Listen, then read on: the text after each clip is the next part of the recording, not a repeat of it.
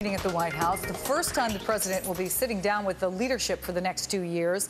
A big agenda, including whether your taxes are going to go up or if they'll come to an agreement on extending Bush tax cuts. Also the START treaty, but it could also give us a fascinating window into how these two sides are going to get along, or maybe not get along, over the next couple of years. Joining me now, Republican Congressman from Iowa, Steve King. Congressman, good to see you. Good morning.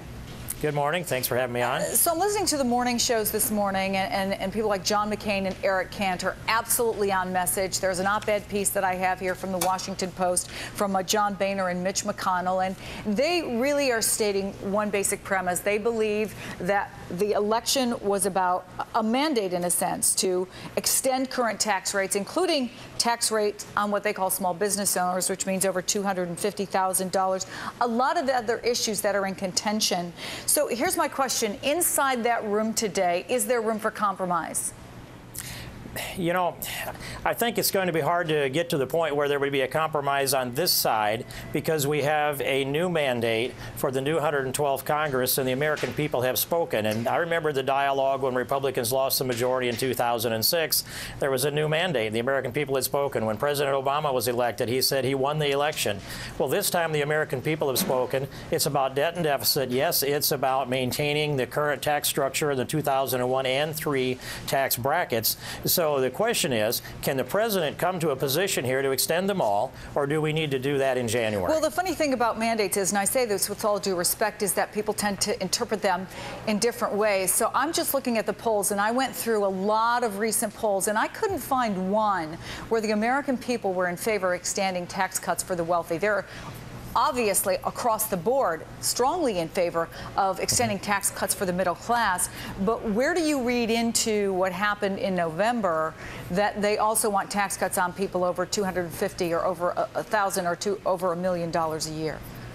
Well, you know, we should remember that we've been through about 2.5 or more years of class envy political dialogue, where the president has put that marker down at $250,000 and to some degrees demonized the people that were making more than that.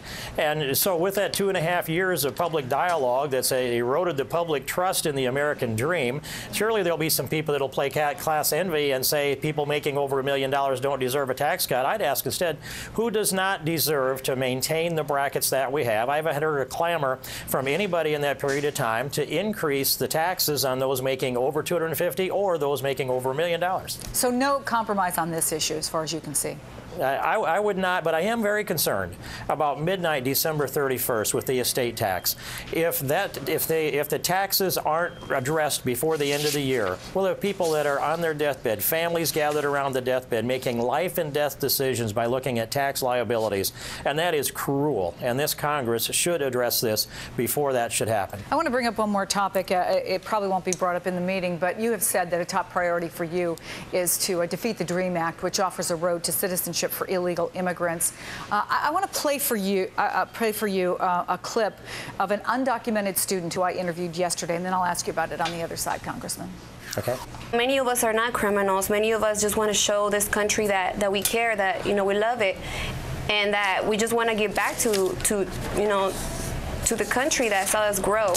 What do you say to a student like that? College graduate, has done very well, brought here as a little kid by their parents, no decision that they made, worked hard, got a good education, and wants to be productive.